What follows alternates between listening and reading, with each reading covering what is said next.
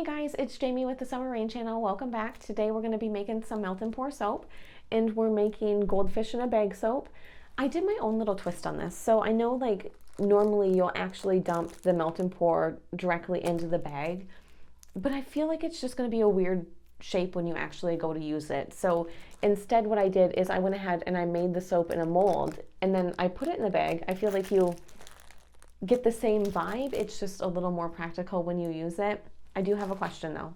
So when I was going to make this soap, I was like, wait, what smell do you use for a goldfish in the bag soap? Because it's not like you're gonna use like fish tank water smell or something like that. And I went with Birds of Paradise, and I don't know that was the right one either. Oh man, you know what I should have used? I should have used like an ocean breeze smell. That would have made sense in this soap, with like a nice ocean breeze. Let me know what fragrance you would use in the comment box below.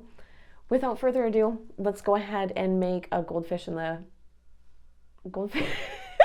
Let's go ahead and make goldfish in a bag soap. Here's our ingredients for our melt and pour soap. What we're going to need is clear melt and pour soap. Now you're just going to want to cut these into like, I don't know, kind of like almost 1-inch cubes. I guess the size isn't super important. The most important thing is that they're all kind of consistent in size. So when you're melting it, it's going to melt evenly. And then we have rubbing alcohol. Now the reason why we need rubbing alcohol in a spray bottle is this is going to be sprayed on our soap to pop any bubbles. And then we also use it to help connect the layers of soap. And I will get more into that when we get to that part of the soap making process. And then we have our fragrance oil. So when you're picking your fragrance oil, make sure you choose one that doesn't have vanilla in it, because vanilla will eventually discolor this soap, and we really want it to be as clear as possible. And then, I don't know how well you can see in there, but this isn't a super dark fragrance. You kind of want to stay away from dark fragrances, again, because we're not trying to discolor this soap really at all if we don't have to. And then you're going to want to get a wee little fish, a cellophane bag, and then just some ribbon. And that's what, and you need a mold. So that's all that you need to go ahead and make your goldfish in a bag soap. So go ahead and pop half of your melt and pour soap into your microwave safe container. We're gonna go ahead and melt this in the microwave. Now it's such a small amount. Like I think in here I have about 1.5 ounces of soap.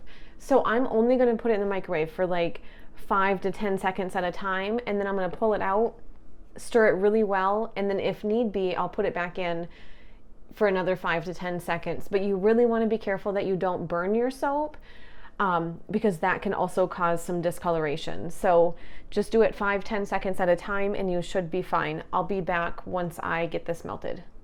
So I went ahead and I pulled our melt and pour soap out of the microwave. I'm going to go ahead and add the fragrance oil.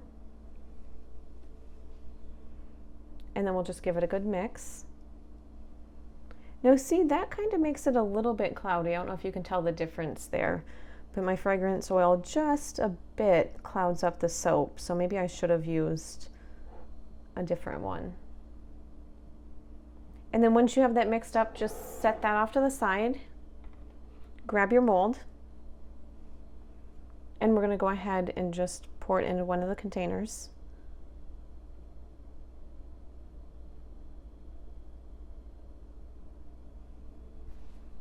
And you want to spray the top just to pop any bubbles. And then we're just going to go ahead and place our fish in here. So we're going to go ahead and allow this to cool just a little bit, but not completely. This is when timing is everything. So we want this to cool a little bit so the fish stays kind of in the middle of the soap. I don't know if you can see here, but the fish isn't like floating all the way to the top or to the bottom. It's just kind of in the middle.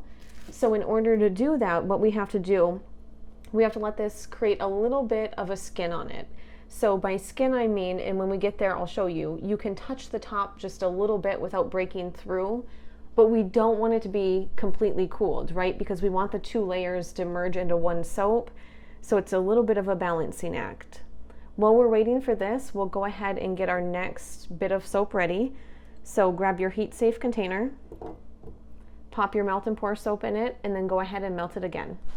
Okay, so remember before I said you want a little bit of a skin on your soap, but you don't want it cooled completely.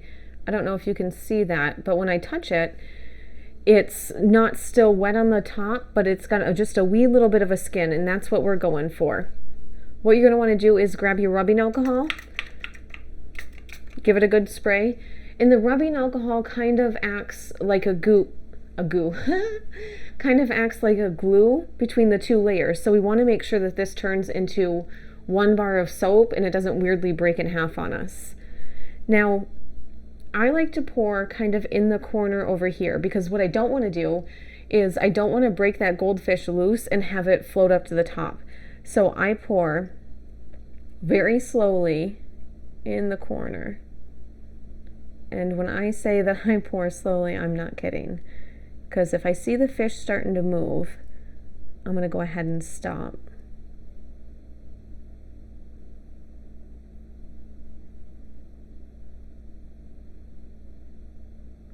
And you also want to make sure, like when you're pouring this, that you're not pouring it super hot. So I kind of let it sit for like a minute or so before I pour it too.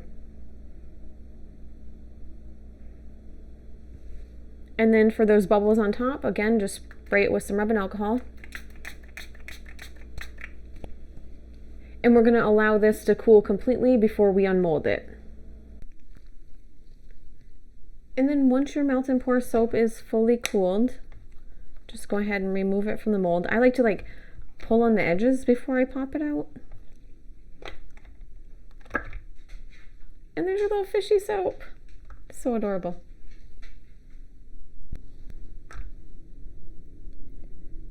And you know, this one's actually kind of cool because see, there's a few bubbles back there, but it kind of looks like it's the fish's bubbles. So that actually turned out kind of cute. So now what we're going to want to do is just pop the fish into our bag.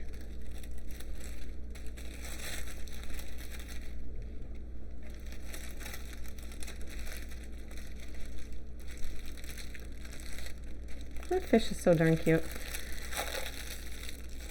And then when I'm doing the front, I'll like pull the bag just a little bit tighter right there. And then go ahead and create the part at the top. And then we're just going to go ahead and tie a ribbon on here.